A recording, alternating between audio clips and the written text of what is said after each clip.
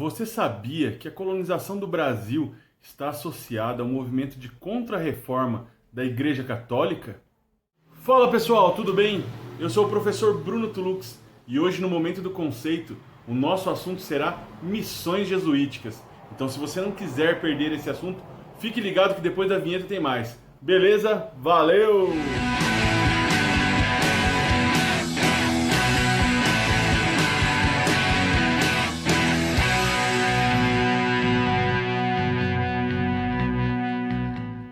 Inicialmente, é importante frisar que os jesuítas, como uma ordem religiosa, surgiram em torno da figura do Inácio de Loyola no ano de 1540, e a Companhia de Jesus, no bojo das transformações da Igreja Católica, que era própria contra-reforma, ela desempenhou um papel extremamente importante, eu diria que fundamental, para a América Portuguesa e a América Espanhola no que diz respeito à ocupação das terras e à colonização, que era um objetivo também da Igreja Católica.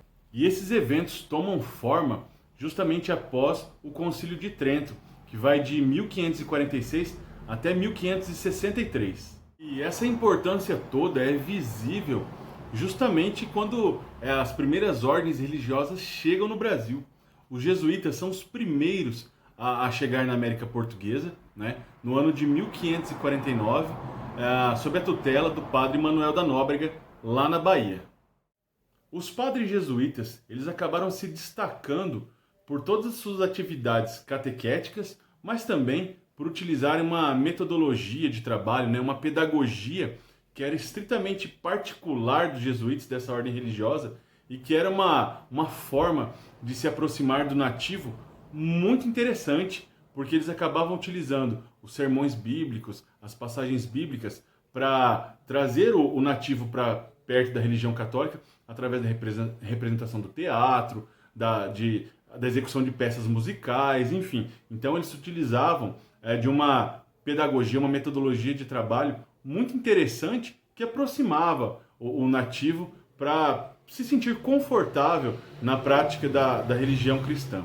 É importante também lembrar que os jesuítas, a ordem religiosa da Companhia de Jesus, foi responsável por ter as primeiras instituições religiosas no Brasil. E isso tudo é muito fantástico, porque lá em meados do século XVIII, a Companhia de Jesus contava com cerca de 19 colégios espalhados em todo o Brasil, o que é um fato surpreendente para a época. Essa pedagogia jesuítica, ela consistia em agrupar um número gigantesco, um número formidável de nativos em aldeias, né, em grupos muito grandes e que acabavam se tornando a morada desses nativos, evidentemente, mas que eles estavam distantes dos centros urbanos.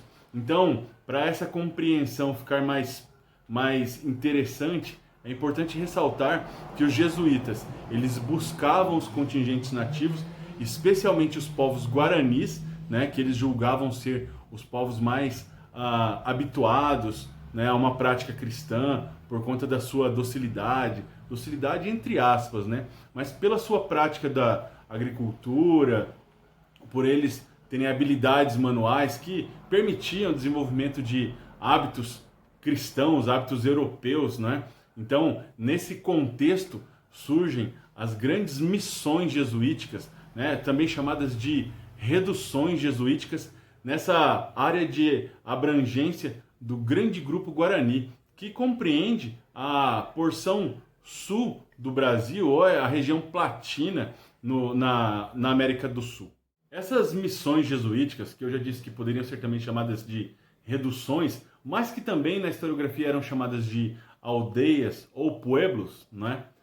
Dependendo do referencial historiográfico, elas acabavam se espalhando pela região da Bacia Platina, o que naquele momento, né, entre o século XVII, comecinho do XVIII, ela acabava sendo compreendida como um território espanhol, porque ela estava basicamente na província do Paraguai, né, ou no vice-reino do Prata.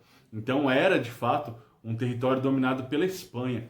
Então essas missões jesuíticas, elas vão ser missões espanholas, que depois depois a gente começa a perceber que os portugueses acabam se apropriando nesse processo de dilatação da fronteira, mas também no desejo de controlar esses contingentes humanos que serviriam como mão de obra, especialmente para a lavoura paulista, né, que não contava com um contingente maior de escravos ou de mão de obra que vinha da África. Essa mão de obra era buscada especialmente nas missões jesuíticas.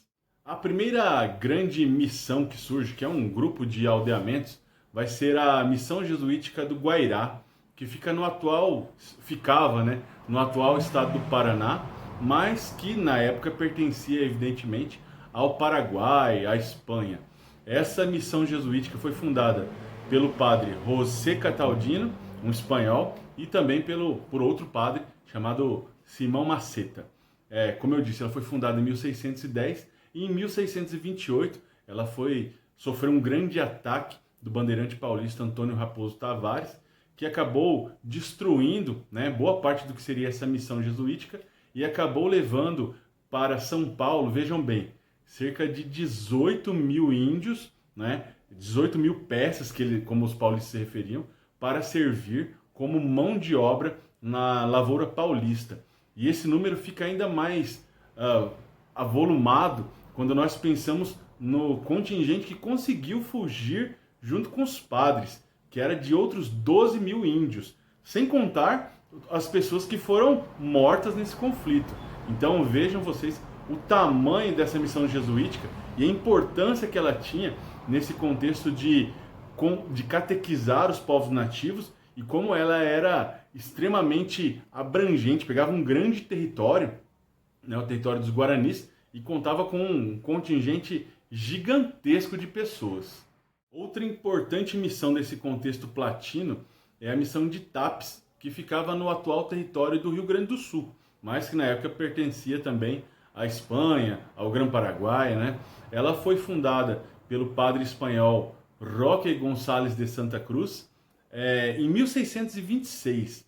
E é interessante perceber que logo depois da sua fundação, poucos anos na verdade depois de sua fundação, que se deu em 1626, ela sofreu vários ataques de vários bandeirantes, como Raposo Tavares, Fernão Dias, Pascoal Leite, todos eles na década de 1630, que de certa forma acabaram destruindo o contingente guarani que estava reduzido nesta missão, mas que de forma muito interessante, algumas décadas depois, na década de 1680, os guaranis eles retornam para a região e formam um novo aldeamento chamado de Sete Povos das Missões, que de certa forma vai novamente fazer brilhar os olhos dos bandeirantes, né, dos portugueses, porque ali havia um novo contingente de índios reduzidos que poderiam ser preados, né, que poderiam ser buscados pelos bandeirantes como braço para a lavoura paulista.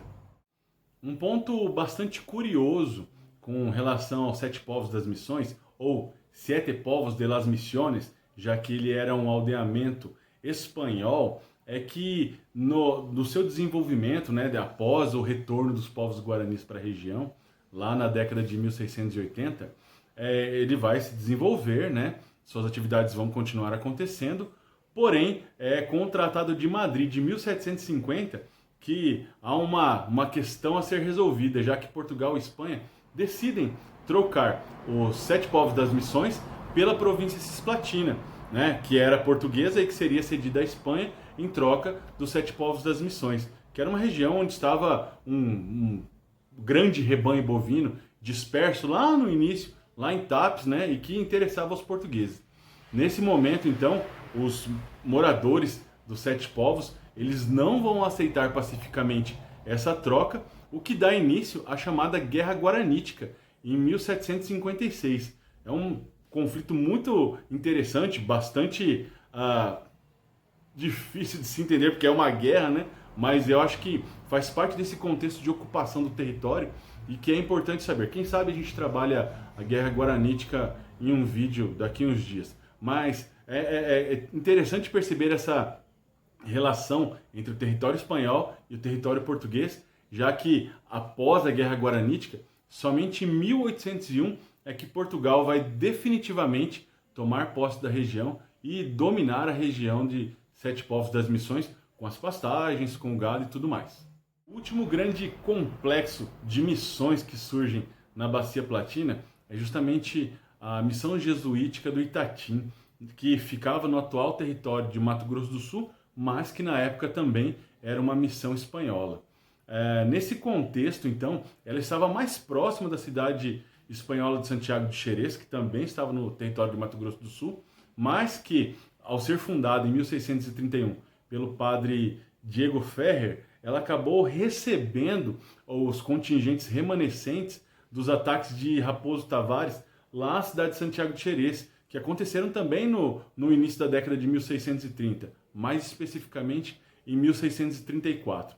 Ela teve um certo tempo para se reorganizar, mas em 1647 e 1648 sofreu grandes ataques dos bandeirantes, especificamente de Antônio Raposo Tavares de novo, né? Ele era especialista em atacar as missões e que vai ocasionar o fim dessa missão jesuítica que estava localizada aqui no território de Mato Grosso do Sul. Como vocês puderam perceber, as missões jesuíticas elas são importantes porque elas são a primeira grande experiência para incluir os contingentes de povos nativos ao contexto colonial, né? Como súditos das coroas, ora de Portugal, ora da Espanha. E nesse momento é importante frisar que no caso da Espanha, esses índios eles acabavam se tornando súditos da coroa, mas que tinham que também cumprir com as suas obrigações, né, pagando impostos. O que, de certa forma, acabou desagradando, né, esses contingentes que estavam aldeados, porque para o universo indígena não existia um motivo aparente para se pagar impostos, mas no contexto colonial era importante essa cobrança de impostos, o que de certa forma desestabilizou ou freou o desenvolvimento das missões jesuíticas. É lógico que nós estamos falando de números gigantescos para o período colonial, mas que de certa forma esse foi um empecilho para o desenvolvimento muito mais volumoso que poderia acontecer. Do lado português, nós temos também a ação do Marquês de Pombal, que ele vai ser sempre lembrado por suas ações, especificamente no ano de 1759, quando ele publica um decreto que expulsa todos os padres jesuítas das terras administradas por Portugal. Bom, aí nós temos um ponto final nessa história, e é lógico, não se perde o legado jesuíta, mas sim temos um fim, né, para compreender aonde foram parar esses jesuítas. Eles foram expulsos de todos os territórios administrados pela coroa portuguesa. Então, chegamos ao fim desse vídeo. Eu espero que você tenha gostado, que você tenha aproveitado, né? Se você já viajou para alguma dessas regiões do Paraná, do Rio Grande do Sul ou mesmo do Mato Grosso do Sul e que viu alguma referência sobre missões, aproveite para se aprofundar sobre o tema. É muito interessante e eu tenho certeza que vale a pena, é esclarecedor. Então, se você gostou do vídeo, compartilha com um colega, com um amigo, com um professor, com um parente que mora em alguma dessas regiões, né? Peça informações, busque novas reflexões, novos contextos para se entender esse processo de ocupação do interior da América, que eu tenho certeza que vai ser muito positivo. Então, se você gostou do vídeo, deixa o seu like, o seu joinha no Instagram ou no YouTube. E é isso, semana que vem eu volto com um novo vídeo, né? Toda segunda-feira tem vídeo novo e eu espero vocês. Valeu, muito obrigado, boa semana e até lá. Tchau, tchau!